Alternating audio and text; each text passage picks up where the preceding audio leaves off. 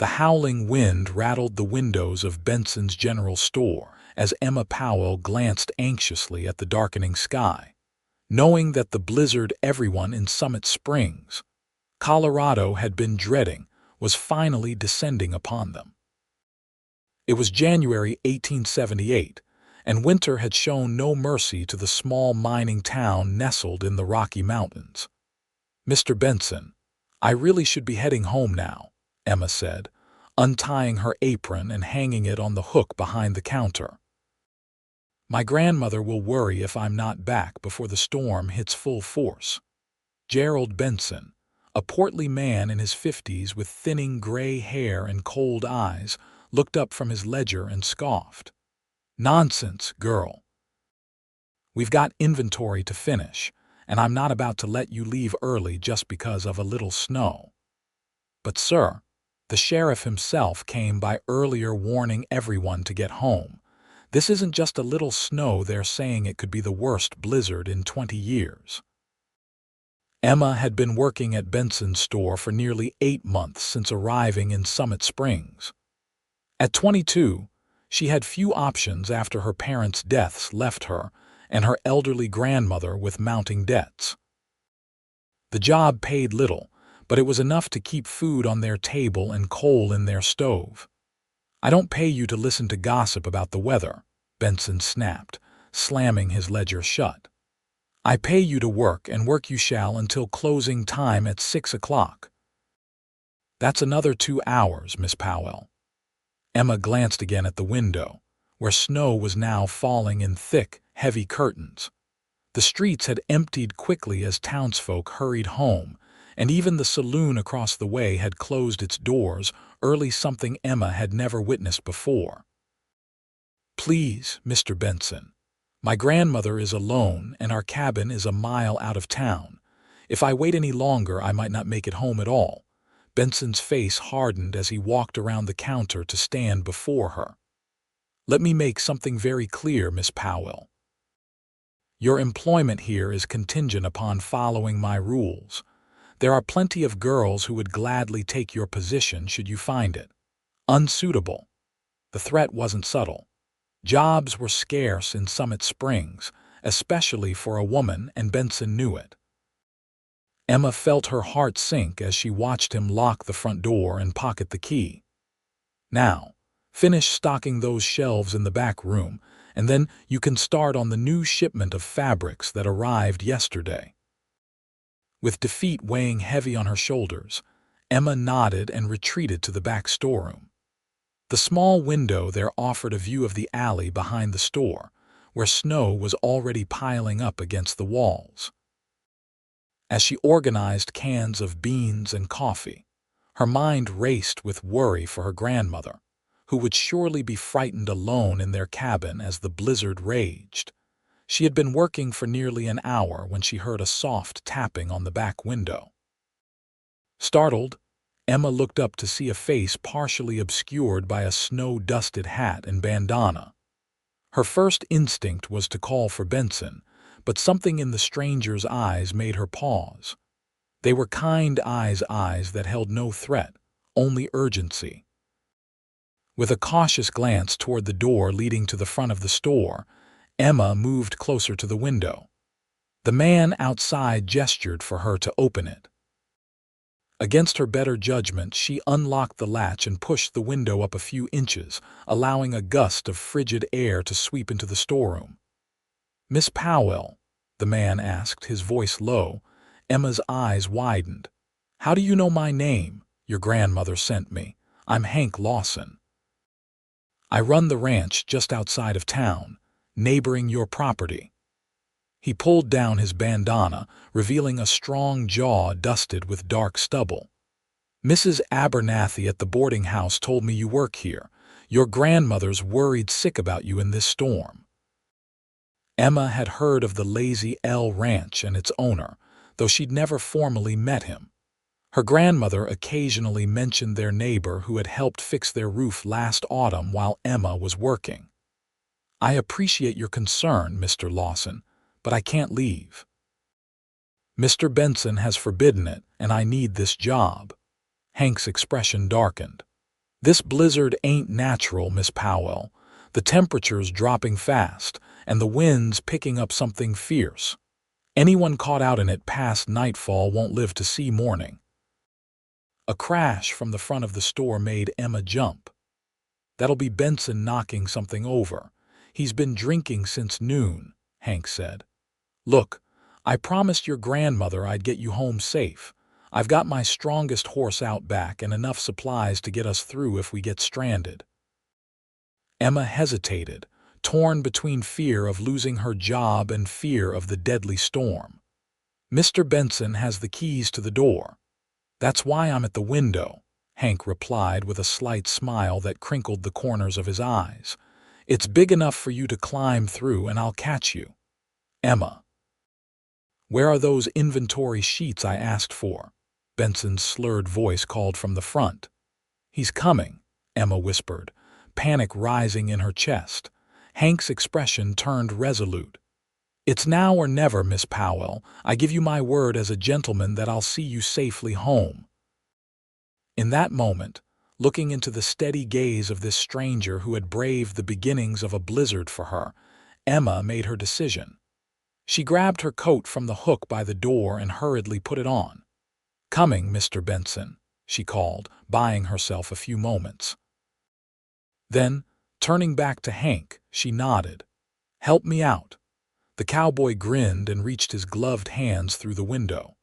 Emma climbed onto a crate and pushed herself through the narrow opening, tumbling into Hank's strong arms as he caught her in the snow-filled alley. The wind whipped around them, stealing her breath away as she regained her footing. "My horse is tied just around the corner," Hank shouted over the howling wind, keeping a firm grip on her arm to steady her against the gusts that threatened to knock them both off their feet. Emma cast one glance back at the store, knowing that crossing this threshold meant she could never return to Benson's employment. But as Hank guided her through the blinding snow toward a massive chestnut horse pawing at the ground, she knew she had made the right choice. "Emma, where are you, girl?" Benson's angry voice carried faintly over the wind as they reached the horse. "Up you go," Hank said, interlacing his fingers to create a step for her. With surprising strength, he boosted her onto the horse's back before swinging up behind her. "Hold tight to the saddle horn." Emma grabbed the leather pommel as Hank wrapped one arm securely around her waist and took the reins with his other hand. The warmth of his chest against her back was a stark contrast to the biting cold that stung her cheeks. "Hiya." Hank urged the horse forward, and they plunged into the white void that had once been the streets of Summit Springs. The journey that should have taken less than 30 minutes stretched into an arduous test of endurance. The snow fell so thickly that Emma could barely see the horse's ears in front of her, let alone the path ahead. The wind cut through her coat as if it were made of paper, and soon she could no longer feel her fingers or toes. "We need to find shelter," Hank shouted near her ear. "Your cabin's too far in these conditions." Emma tried to respond, but her lips were too numb to form words. She merely nodded, trusting this man who had risked his own life to rescue her. The horse struggled through snowdrifts that reached its chest, its powerful muscles straining with each step. Just as Emma feared they would be forced to stop and face the deadly elements unprotected, a dark shape emerged from the whiteness. "The old Thompson place," Hank explained as they approached what appeared to be a small cabin. "Been abandoned since Old Man Thompson passed last spring, but it should keep us alive until this blows over." He dismounted first, then reached up to help Emma down. Her legs buckled as soon as her feet touched the ground, and Hank caught her against his chest. "Can't feel my legs," she mumbled through trembling lips. Without hesitation, Hank swept her into his arms and carried her toward the cabin door, kicking it open with his boot. The interior was cold and dark but blessedly free from the punishing wind. He set her gently on a dusty chair. "Stay put while I tend to Buckshot and bring in our supplies," he instructed, pulling off his gloves and placing them over her frozen fingers. "Keep these on. I won't be long." True to his word, Hank returned quickly, leading his horse to what Emma presumed was a lean-to attached to the cabin. Minutes later, he was back with saddlebags slung over his shoulder and an armful of firewood. Lucky Thompson kept his woodpile under cover, Hank said as he knelt before the small stone fireplace and began arranging kindling. His movements were efficient, practiced. "You hanging in there, Miss Powell?" Emma nodded, though in truth she was fighting to stay conscious as violent shivers racked her body. Hank struck a match and touched it to the kindling. The flames caught quickly, sending a warm orange glow through the cabin's single room. Only then did Emma get a proper look at her rescuer. Hank Lawson was younger than she had initially thought, perhaps 30 or so, with dark hair that curled slightly where it met the collar of his coat. His face was weathered from years under the sun, but handsome in a rugged way, with a straight nose and a strong jawline. As he shed his heavy coat and moved around the cabin, lighting an old oil lamp he'd found on a shelf, Emma noticed the easy grace with which he carried himself. "Let's get you warmed up before frostbite sets in," he said, returning to her side. "May I?" he asked, gesturing to her boots. Emma nodded, and Hank gently removed her boots and soaked stockings. Her feet were alarmingly white with patches of angry red. Without comment, he took a blanket from his saddlebag, remarkably dry thanks to the oilskin wrapping, and wrapped it around her shoulders before kneeling to rub life back into her feet with his calloused hands. "Mr. Lawson, this is hardly proper," Emma protested weakly, though she couldn't deny the relief as feeling painfully returned to her extremities. A ghost of a smile played across his lips. "I reckon survival trumps propriety in a blizzard, Miss Powell. But if it makes you feel better, my mother raised me to be a gentleman, and my sister would have my hide if I behaved otherwise."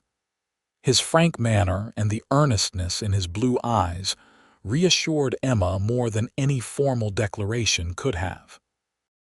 As warmth slowly seeped back into her body, exhaustion followed in its wake. "Thank you," she murmured as her eyelids grew heavy, "for coming for me." The last thing she remembered before sleep claimed her was Hank covering her with another blanket and his quiet response, "I couldn't leave you there, Miss Powell, not in 100 years." Emma woke to the smell of coffee. For a moment, disoriented by unfamiliar surroundings, she thought she was back in her parents' home in Missouri.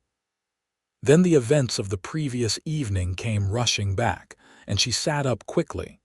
Hank was crouched by the fire, tending to a small pot.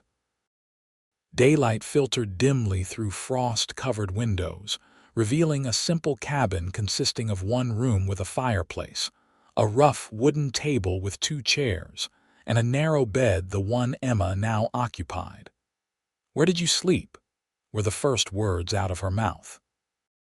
Hank turned, surprise evident on his face before he smiled. "Good morning to you too, Miss Powell. I kept watch by the fire. Storm's still raging, but at least we've got coffee."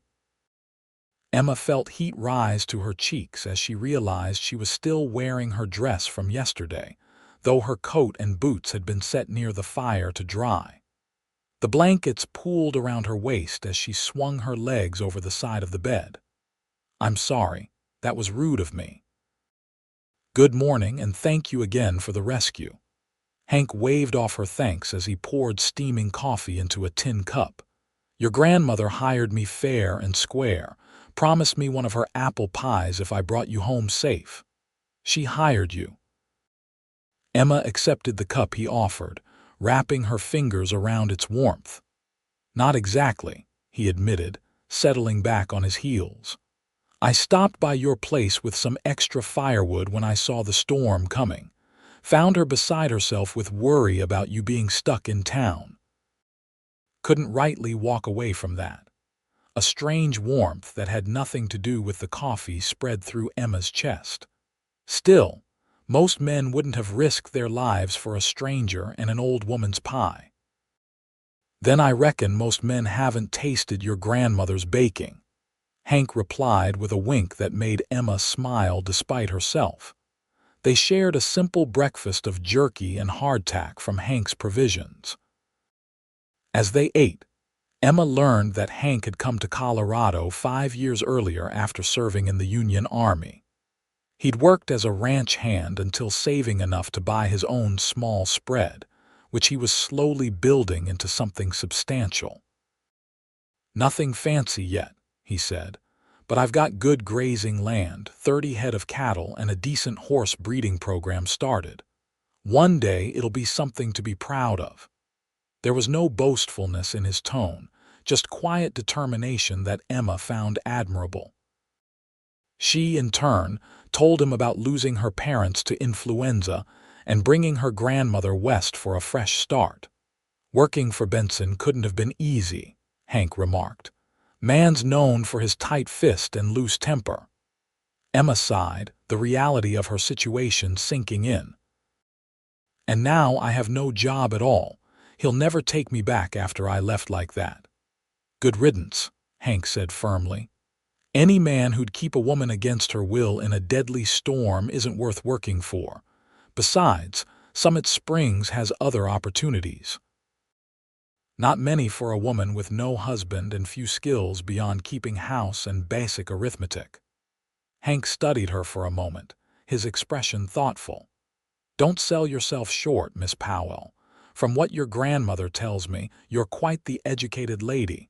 Didn't you teach school back east?" Emma was surprised her grandmother had shared so much with a relative stranger.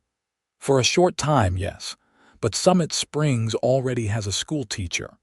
"True enough, but Mrs. Abernathy at the boarding house was just saying she needs help with her books and correspondence. Her eyesight's failing and her arthritis makes writing painful." Hope flickered in Emma's heart. "Do you think she would consider me?" "I'm certain of it. She speaks highly of you whenever you visit her establishment." Hank stood and moved to the window, rubbing away frost to peer outside. "Storm's showing no signs of letting up. Might be here another day or two, I'm afraid." Emma should have been dismayed at the prospect of being stranded with a man she barely knew, risking her reputation and facing uncertain employment prospects upon her return. Instead, she found herself strangely content in this snug cabin with Hank Lawson's steady presence keeping the howling wilderness at bay. "I hope grandmother is all right," she said, joining him at the window. The world outside was a swirling white chaos, with snow piled halfway up the glass. "Mrs. Powell is tougher than she looks," Hank said reassuringly. "I made sure she had plenty of firewood and provisions before I left, and she's got that old shotgun of your grandfather's if any trouble comes calling." The mental image of her tiny, silver-haired grandmother wielding a shotgun made Emma laugh. "That she does, though heaven help anyone on the receiving end of it. She may be 70, but her aim is still true." Hank's deep chuckle joined hers, and for a moment they stood side by side, watching the blizzard transform the landscape into something alien and beautiful. Emma was acutely aware of his presence beside her, the subtle scent of leather and pine that clung to his clothing, the solid reliability he exuded without effort. The day passed slowly as they settled into an unexpectedly comfortable routine. Hank ventured out briefly to check on his horse in the lean-to, and returned with more firewood. Emma tidied the cabin as best she could with the limited resources available, sweeping away dust with an improvised broom and arranging their meager provisions. As evening approached once more, they sat before the fire, sharing stories to pass the time. Hank spoke of his family back in Pennsylvania, parents who still ran the family farm, a sister married to a doctor, brothers scattered across the country seeking their fortunes. "What about you?" Emma asked. "No wife waiting for your return, The question escaped before propriety could stop it, and Emma immediately flushed with embarrassment. "Forgive me, that was terribly forward." Hank didn't seem offended. He stared into the flames for a long moment before answering. "There was someone once. Mary Beth Hollies. We were engaged before the war." He paused, his expression distant. "I came back changed. She didn't wait." "I'm sorry," Emma said softly. He shrugged, the motion carrying old pain worn smooth by time. "It was for the best. She married the banker's son, has 3 children now. Lives in a fine house in town while I'm out wrestling steers and mending fences." His smile held no bitterness. "Some men aren't meant for parlors and Sunday socials. And some women find parlors stifling and Sunday socials tedious," Emma replied, surprising herself with her candor. Hank's gaze shifted from the fire to her face, something like appreciation warming his eyes. "Is that so, Miss Powell? I think I've graduated to Emma after sharing a cabin with you through a blizzard, don't you?" His smile deepened. "Emma then, and I'm Hank." The way he said her name, with a gentle cadence that made it sound like something precious, sent an unexpected flutter through her chest. As night fell and the temperature dropped further, they faced a practical dilemma. The fire would eventually die down while they slept, and the single bed was the only sensible place to spend the night. "I'll take the floor," Hank said firmly, already arranging his coat as a makeshift bedroll. Emma watched him, knowing the hard wooden planks would offer little comfort after a day of exertion. "Don't be ridiculous. We're both adults. The bed is large enough that we can share it without impropriety." She faltered slightly on the last word.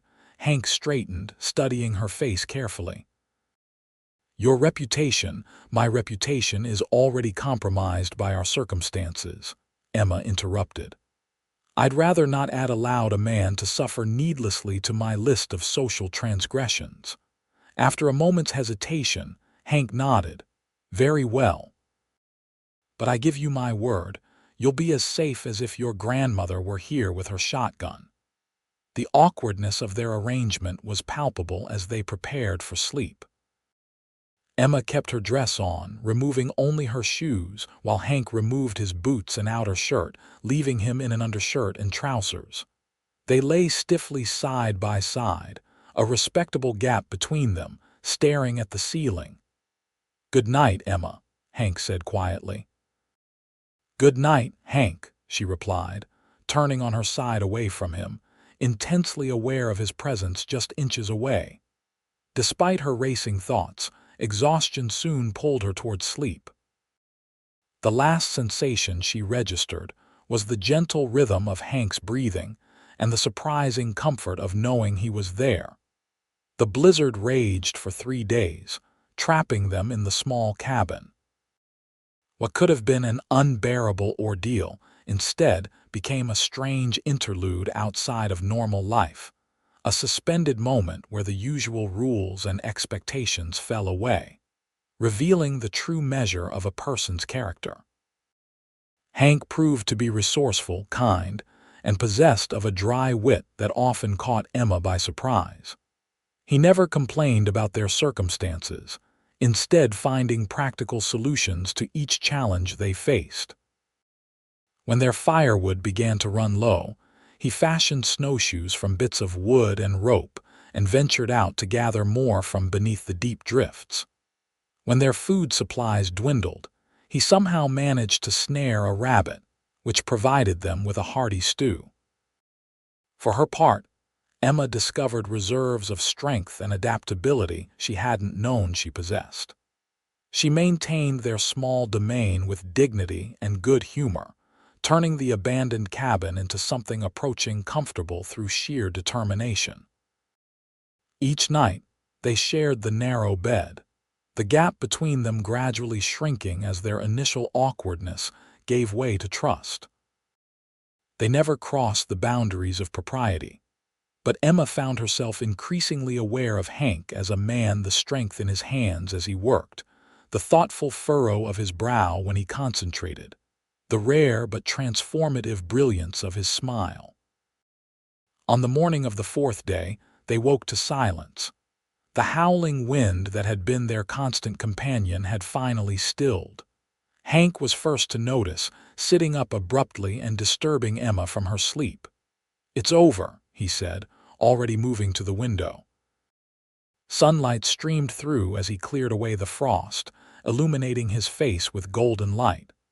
The storms passed. Emma joined him, amazed by the transformed landscape. Snow lay in massive drifts, some nearly reaching the cabin's roof. Trees stood encased in ice that sparkled like diamonds in the morning sun. The sky above was a perfect, pristine blue.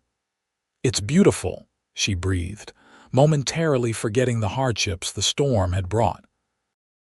"That it is," Hank agreed, though when she glanced up, she found him looking not at the winter wonderland outside but at her.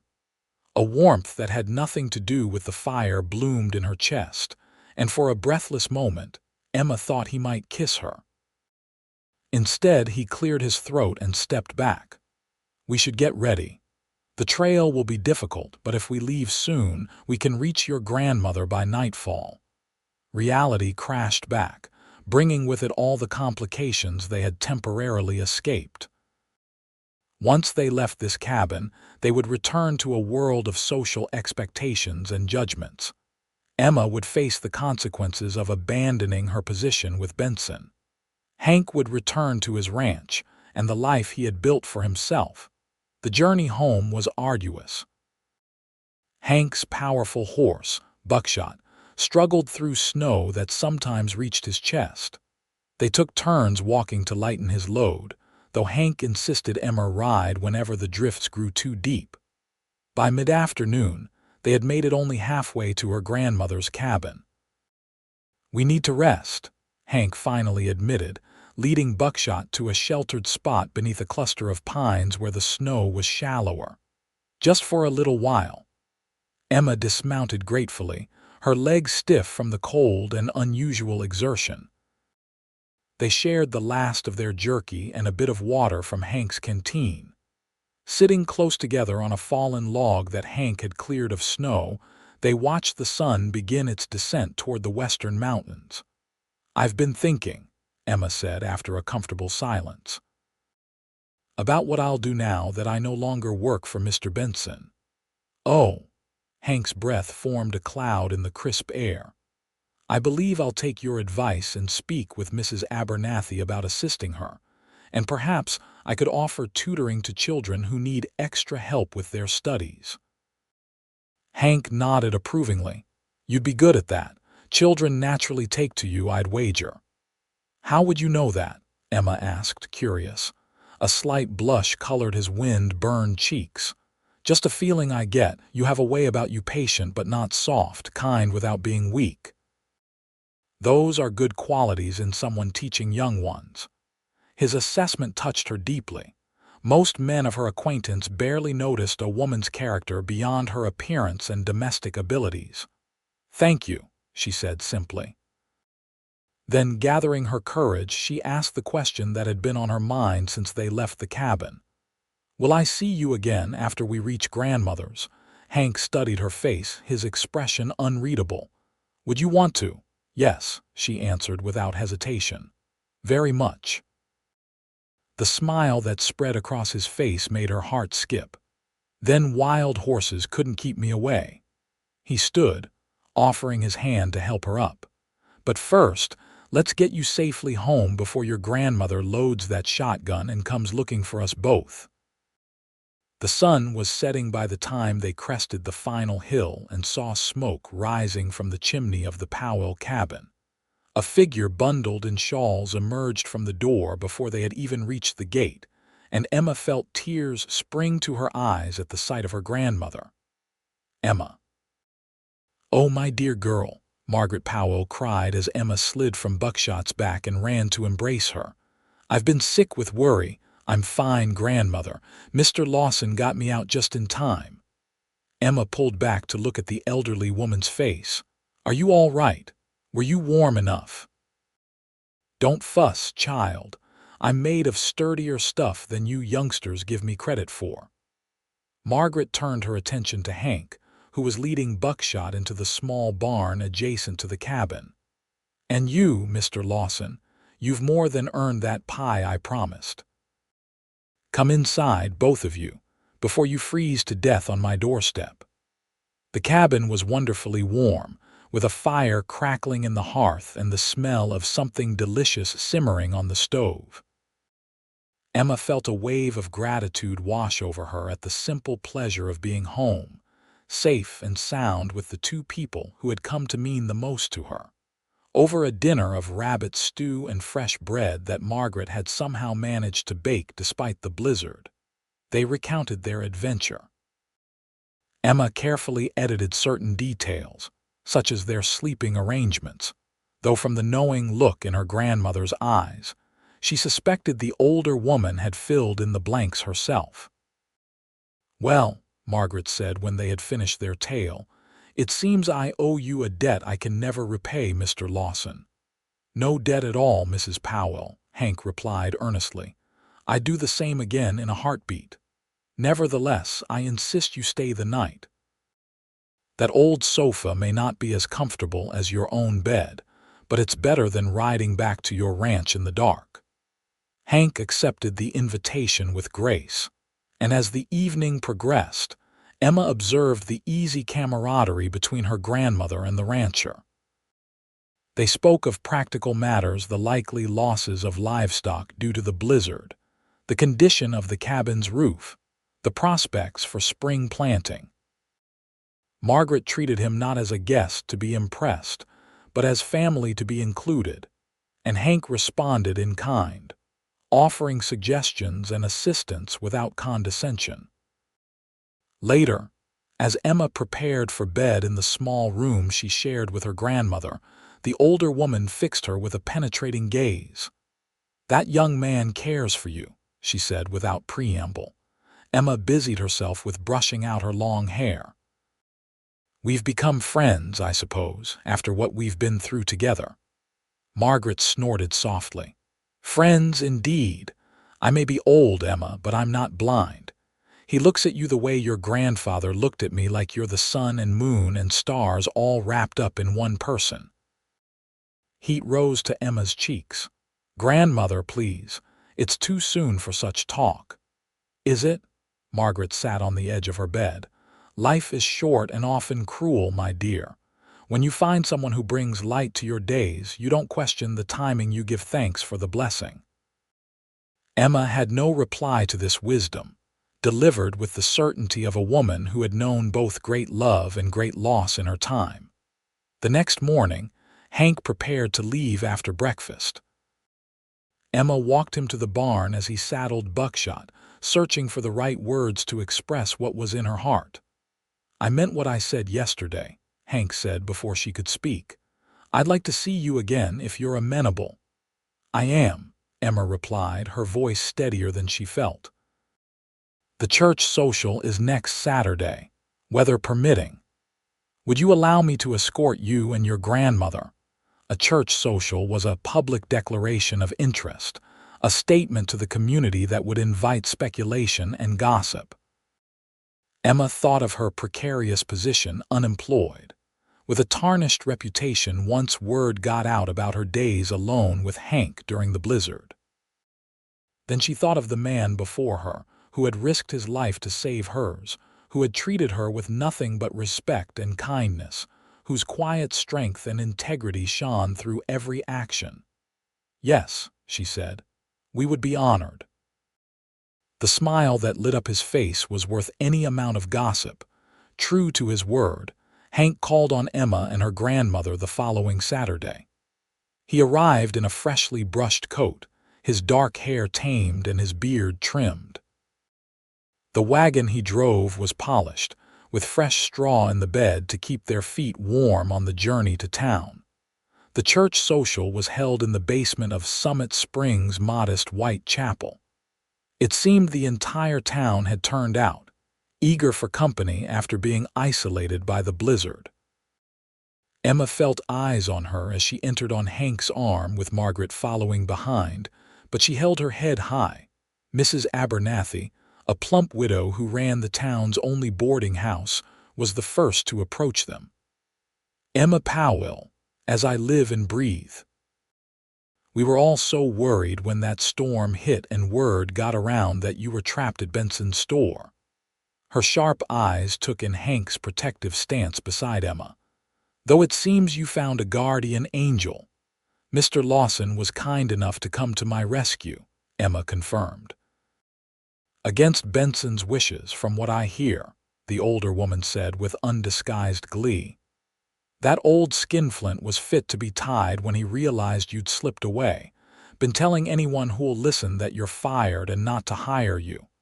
Emma's stomach dropped. "Has he indeed, Mrs. Abernathy?" patted her arm. "Don't you fret, dear. Nobody with sense pays him any mind. In fact, I've been hoping to speak with you about helping me with my books and correspondence. My eyes aren't what they used to be, and these old hands don't hold a pen so well anymore." Just as Hank had predicted. Emma glanced at him to find him watching her with quiet satisfaction. "I would be delighted to assist you, Mrs. Abernathy." "Wonderful. Come by tomorrow after church and we'll discuss terms." The widow lowered her voice conspiratorially. "And don't you worry about Benson. He got what was coming to him when Sheriff Daniels learned he'd tried to keep you against your will in that storm. Find him a pretty penny for endangering your life. He did." As the evening progressed, Emma found herself welcomed back into the community with unexpected warmth. Several mothers inquired about tutoring for their children, and Reverend Wallace mentioned that the church was seeking someone to help organize its small library of donated books. Through it all, Hank remained by her side, his steady presence a comfort as she navigated the curious looks and not-so-subtle inquiries about their relationship. He never presumed to speak for her, but offered support with a touch on her elbow or a reassuring smile when conversations became awkward. It was during the dancing portion of the evening that Emma truly realized the depth of her feelings for him. Hank was not a practiced dancer, but he led her through a simple waltz with the same quiet competence he brought to everything. His hand at her waist was respectful but firm, his steps careful but confident. "Everyone is watching us," Emma murmured as they turned past a cluster of townspeople. "Let them watch," Hank replied, his voice low and meant only for her. "All they'll see is how fortunate I am to be dancing with the most beautiful woman in Colorado Territory." Emma's heart swelled at the sincerity in his eyes. "Are you always this charming, Mr. Lawson?" "Only with you, Miss Powell." His smile held a hint of mischief. "Though I reckon I should warn you I'm not much for pretty words and poetry. What you see is what you get with me."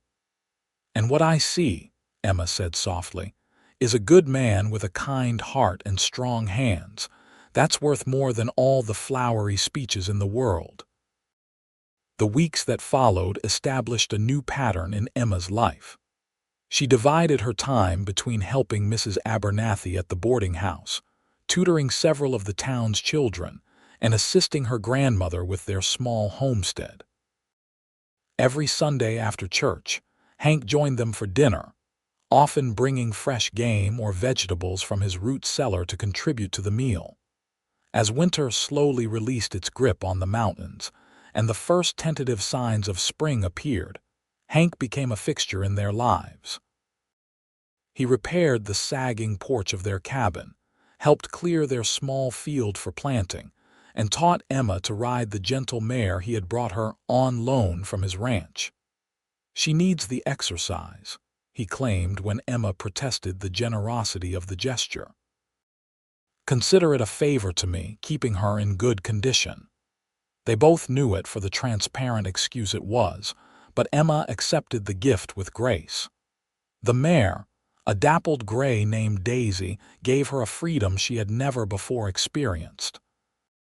She could now travel between their cabin and town independently, no longer reliant on the infrequent trips of neighbors or the exhausting walk. One crisp April morning, Emma rode Daisy out to the Lazy L Ranch. Hank had invited her to see the new foals born in the early spring, and she had eagerly accepted. As she approached the modest ranch house nestled against a backdrop of pine-covered hills, she felt a sense of rightness that had become increasingly familiar in Hank's presence. He met her at the corral, his face lighting up at the sight of her. "You came," he said, as if he couldn't quite believe his good fortune. "I said I would," Emma replied, accepting his help to dismount. "Some promises are too good to trust," he said simply, his hands lingering at her waist a moment longer than necessary. The tour of his ranch revealed much about the man Hank Lawson was. The buildings were not fancy but well maintained, the livestock healthy and clearly well cared for. The small garden behind the house was neatly planned, with rows already marked for spring planting. Inside, the ranch house was clean and functional, furnished with solid pieces that spoke of permanence rather than show. "It's not much compared to some spreads," Hank said as they returned to the barn where 3 new foals frolicked alongside their mothers. "But it's mine, free and clear." "It's wonderful," Emma said honestly. "You've built something real here, something that will last." Hank's expression grew serious as he turned to face her fully. "I hope so. A man ought to have something worthwhile to pass on to his children someday."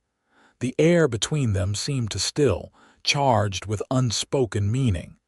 Emma met his gaze steadily, her heart racing. "Emma," Hank began, then paused, clearing his throat. "I'm not one for beating around the bush, so I'll just say what's in my heart. These past months have been the happiest of my life. When I'm with you, everything makes sense in a way it never did before." He took her hands in his touch gentle but sure. "I know it hasn't been all that long since that blizzard brought us together, but some things a man just knows deep in his bones. I love you, Emma Powell. I want to build a life with you if you'll have me." Tears pricked at Emma's eyes, not of sadness but overwhelming joy. "Are you asking what I think you're asking, Hank Lawson?" The smile that broke across his face was like sunrise in the mountains. "I reckon I am, though I'm making a hash of it." He released her hands only to reach into his pocket and withdraw a small wooden box. Dropping to one knee in the soft hay of the barn floor, he opened it to reveal a simple gold band set with a small but perfect diamond. "Will you marry me, Emma? Make this ranch a home, and this cowboy the happiest man in Colorado." For a moment, Emma couldn't speak past the emotion closing her throat. This man who had come for her in a blizzard, who had shown her nothing but respect and kindness, who looked at her as if she were the most precious thing in his world, he was offering her his heart, his name, his future.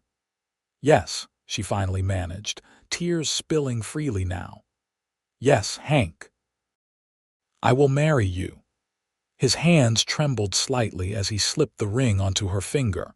Then he was on his feet, gathering her into an embrace that lifted her clear off the ground.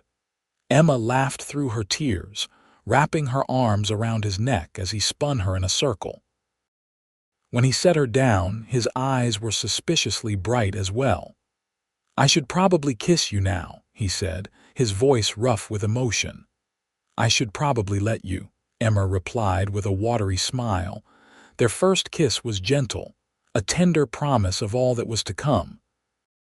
When they parted, Emma felt as though something fundamental had shifted within her, as if her heart, which had been waiting all these years without her knowledge, had finally found its home.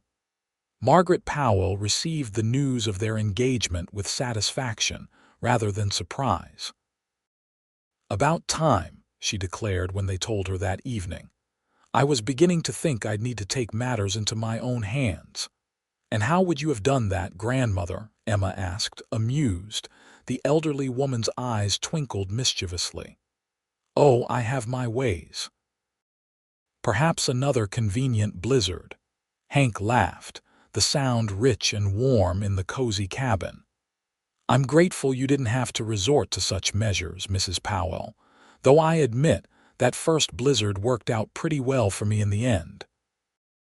For both of us, Emma corrected, leaning into his side with a contentment she had never imagined possible. They were married in late May, when the mountain meadows were carpeted with wildflowers. The ceremony was held in Summit Springs' White Chapel, with nearly the entire town in attendance. Emma wore a dress of pale blue silk that Mrs. Abernathy had insisted on ordering from Denver as a wedding gift.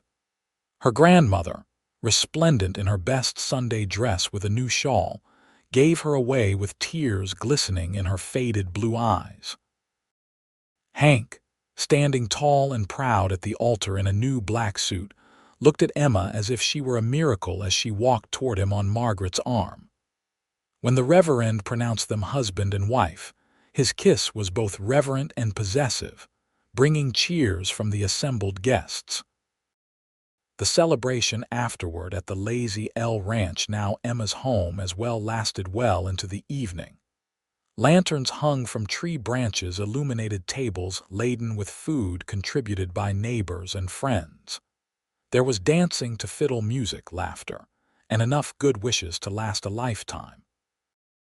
As the last guests departed, Emma stood on the porch of what was now their home, watching the stars emerge in the vast Colorado sky. Hank came up behind her, wrapping his arms around her waist and pulling her back against his chest. "Happy Mrs. Lawson," he murmured against her ear. The name still sent a thrill through her. "Completely, Mr. Lawson." She turned in his embrace to face him. "Though I find I'm ready for our guests to be gone." His eyes darkened at her meaning. "As am I." Later, in the privacy of their bedroom, all nervousness fell away as they discovered each other fully for the first time. Hank's hands, so capable in all things, proved equally skilled in bringing her pleasure. His whispered words of love and admiration as they moved together made Emma feel beautiful, cherished, complete. Afterward, lying in the circle of his arms with her head on his chest, listening to the strong, steady beat of his heart, Emma marveled at the journey that had brought them to this moment. From a raging blizzard to this quiet harbor of love, it seemed both impossible and inevitable. "What are you thinking?" Hank asked, his fingers tracing lazy patterns on her bare shoulder. Emma smiled in the darkness. "That sometimes the worst storms bring the greatest blessings." His arms tightened around her.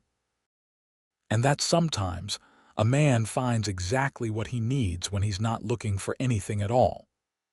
Life on the Lazy L Ranch settled into a rhythm of work and love that suited Emma perfectly.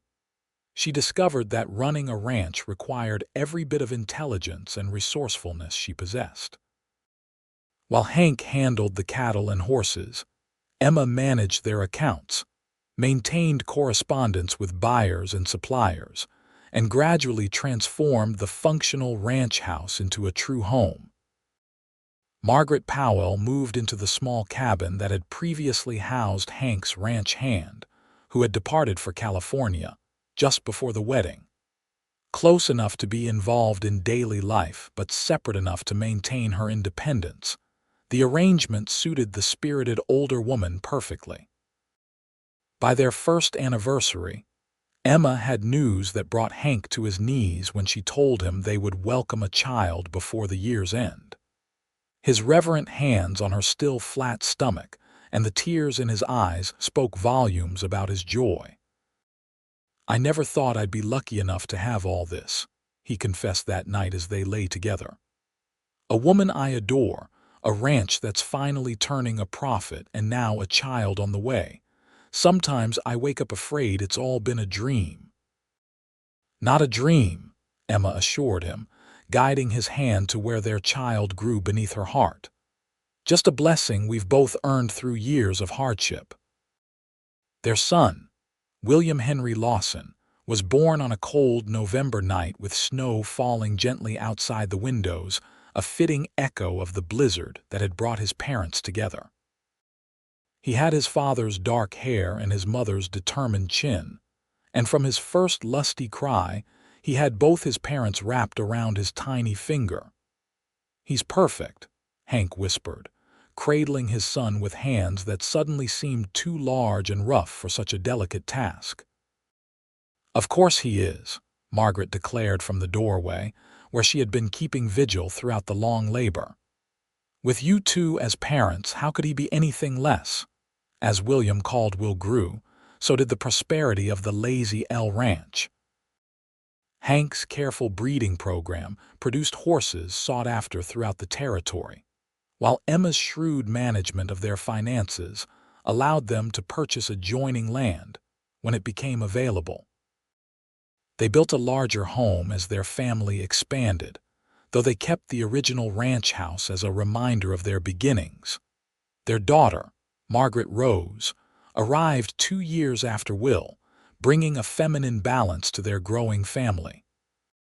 She had her mother's golden brown hair and her father's blue eyes, and a spirit as wild as the mountain winds. Where Will was thoughtful and cautious, Maggie was fearless and impulsive, but both children thrived under the loving guidance of parents who valued their differences. The years brought changes to Summit Springs as well. The railroad finally reached the town, bringing new prosperity and growth. Emma, never content to limit herself to domestic duties, became involved in establishing a proper school for the community's children. Her grandmother, defying expectations by living well into her 80s, became the town's unofficial historian, recording the stories of early settlers for future generations. Through it all, the love between Emma and Hank only deepened. The passion of their early days matured into something richer and more complex, a partnership of equals who faced life's challenges and celebrated its joys together. They weathered droughts and harsh winters, market downturns and personal losses, drawing strength from each other when times were hard. On the 10th anniversary of the blizzard that had brought them together, Hank surprised Emma with a gift, a small wooden box carved with intricate snowflakes. "Open it," he urged as they sat before the fire in their comfortable home, their children asleep upstairs. Inside, Emma found a delicate silver pendant in the shape of a snowflake, tiny diamonds catching the firelight. "To remember how our story began," Hank said as he fastened the chain around her neck. "Though I reckon neither of us needs reminding." "Never," Emma agreed, touching the pendant where it rested against her skin. "That storm may have lasted only days, but what it brought us will last lifetimes." Hank's eyes, still as blue and steady as they had been on that first day, held hers with the same intensity that had always made her heart skip. "You ever wonder what would have happened if I hadn't come for you that day?" Emma considered the question seriously.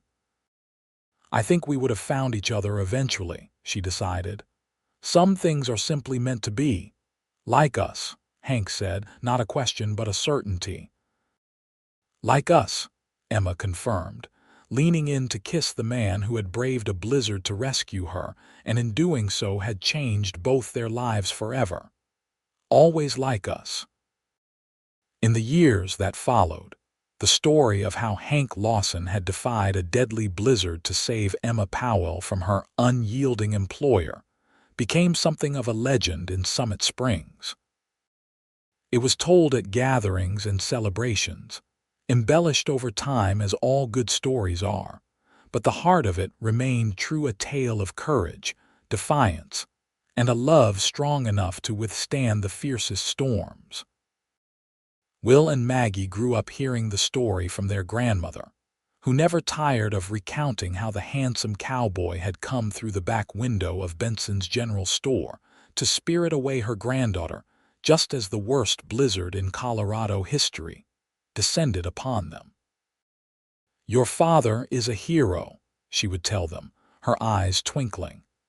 Not the kind they write about in penny dreadfuls, but the real kind, the kind who does what's right even when it's difficult or dangerous. Emma and Hank would exchange amused glances during these tellings, knowing that the reality had been both more ordinary and more extraordinary than any legend could capture. The simple truth of a man and a woman finding each other against all odds, building a life from the foundation of mutual respect and growing love, that was the real miracle. As their children grew to adulthood, they carried forward the lessons learned from watching their parents' marriage. That love requires courage, that partnership means supporting each other's dreams, that a family bonds through both joyful and difficult times. Will, inheriting his father's affinity for horses and his mother's head for business, eventually took over the management of the Lazy L Ranch, expanding it into one of the most respected horse breeding operations in the West. He married the daughter of a neighboring rancher, bringing two prominent families together in a union that strengthened both. Maggie, true to her adventurous nature, became one of the first female journalists in Colorado, traveling throughout the West to report on the changing frontier. She wrote with particular passion about the lives of women in these territories, bringing attention to both their hardships and triumphs. When she finally settled down with a progressive-minded lawyer from Denver, she continued her writing from their home in the growing capital city. Emma and Hank watched their children forge their own paths with pride and occasional trepidation. "We raised them to be independent," Hank would remind Emma when she worried about Maggie's latest adventure or Will's ambitious expansion plans for the ranch. "Too well, perhaps," Emma would reply, though the twinkle in her eye betrayed her pride. Their own lives entered a new chapter as they aged. With Will managing most of the ranch operations, they had more time to devote to each other and to the community they had helped build. Hank served several terms as mayor of Summit Springs, bringing his straightforward approach to governance and his vision for controlled growth that preserved the character of the town. Emma, meanwhile, finally realized her dream of establishing a proper library for Summit Springs. What began as a single room with donated books grew under her guidance into a substantial brick building housing thousands of volumes, a testament to her belief that education and literacy should be available to everyone. By the time their first grandchildren arrived, 3 from Will and his wife Sarah, and eventually 2 from Maggie and her husband James, Hank and Emma had become the elder statesmen of Summit Springs. Their anniversary was celebrated as a community event, with the story of the Blizzard rescue retold annually to new generations. On the occasion of their 30th anniversary, the town surprised them with a commemorative plaque placed on the building that had once been Benson's general store, now a respectable hotel. It reads simply, "In memory of the great blizzard of 1878 and the love story it began." "Seems a bit much," Hank grumbled good-naturedly at the unveiling ceremony, though Emma noted the suspicious moisture in his eyes. "Indulge them," she whispered, squeezing his hand. "Every community needs its love stories." Later that evening, as they sat on the porch of their home watching the sunset paint the mountains gold, Emma reflected on the journey their lives had taken. From a frightened young woman trapped by circumstance and a lone cowboy determined to do right, they had built this life rich in love, family, and purpose. "Penny for your thoughts," Hank said, his voice deeper now with age but still carrying the warmth that had first drawn her to him. "I was just thinking about how differently things might have turned out," Emma replied, "if you hadn't come for me that day." Hank reached across the space between their rocking chairs to take her hand, his touch as familiar and necessary to her now as breathing. "That was never a possibility. I'd have found a way to you, Emma, blizzard or no blizzard." Such certainty, she teased gently. About some things, yes. His eyes, faded somewhat with time but still remarkably blue, held the same devotion they always had. About you always. As twilight deepened around them, Emma thought about the nature of love, how it begins in moments of crisis or quiet recognition, how it grows through daily acts of kindness and shared purpose, how it endures through changing seasons and circumstances. What had started with a desperate escape from a blizzard had flourished into this lifetime of connection, a love story written not in grand gestures but in thousands of small choices to put each other first. "You remember that Thompson cabin where we weathered the storm?" she asked suddenly. Hank chuckled. "How could I forget? Thought I might freeze to death trying to be a gentleman on that hard floor the first night." "We should buy it," Emma declared impulsively. "Fix it up as a memorial of sorts." "A memorial to what? Our youthful folly?" Hank's voice was amused. "To beginnings," Emma clarified. "To the fact that you never know when a moment of courage might change your entire life." Hank considered this, then nodded slowly. "I like that idea. Maybe Will and Sarah's boys could use it for hunting trips when they're older." This easy way he had of taking her flights of fancy and grounding them in practical reality was one of the countless reasons Emma had never regretted saying yes to his proposal in that barn so many years ago. As stars began to appear in the vast Colorado sky, Emma thought of all the people in Summit Springs going about their lives, some finding love, others losing it, many still searching, each with their own story unfolding, each with the potential for unexpected joy.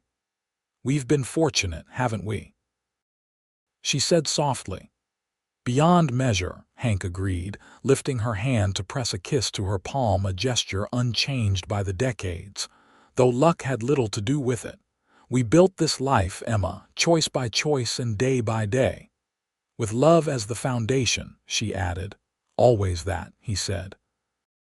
"From that first moment, I saw you in Benson's storeroom, looking so determined despite your fear. And you, standing in that blizzard like some hero from a novel, offering escape." They smiled at each other, these older versions of the young people who had defied a storm and convention to find each other. The passion of youth had mellowed into something deeper and more abiding, a love tempered by shared trials and countless joys. Later that night, as they prepared for bed in the comfortable routine of long married couples, Emma caught sight of their reflection in the bedroom mirror, silver threading their hair, lines marking the paths of smiles and worries around their eyes and mouths. Not the fresh-faced youngsters who had first loved each other with such intensity, but these weathered, experienced versions who knew the true value of what they had built together. "What are you smiling at?" Hank asked, coming up behind her. "Us," Emma replied simply. "All these years later, still us." Hank wrapped his arms around her waist, resting his chin on her shoulder as they regarded their reflection. "Best decision I ever made, coming through that back window for you." "Best decision I ever made climbing through it," Emma countered. In that moment, she felt the full circle of their journey, from the desperate escape of that blizzard day to this quiet, profound contentment. They had faced their share of storms in the years between, both literal and figurative, but had weathered them all together. As she turned in her husband's embrace to kiss him good night, Emma knew with bone-deep certainty that their story, the one that had become legend in Summit Springs, was far greater and more ordinary than any retelling could capture. It was a story written in daily kindnesses, in shared burdens, in the raising of children and the building of a community. In the end, it was simply the story of two people who had chosen each other, again and again, through all the seasons of a life fully lived. And that, she thought as Hank's arms encircled her with the familiar comfort of home, was the greatest love story of all.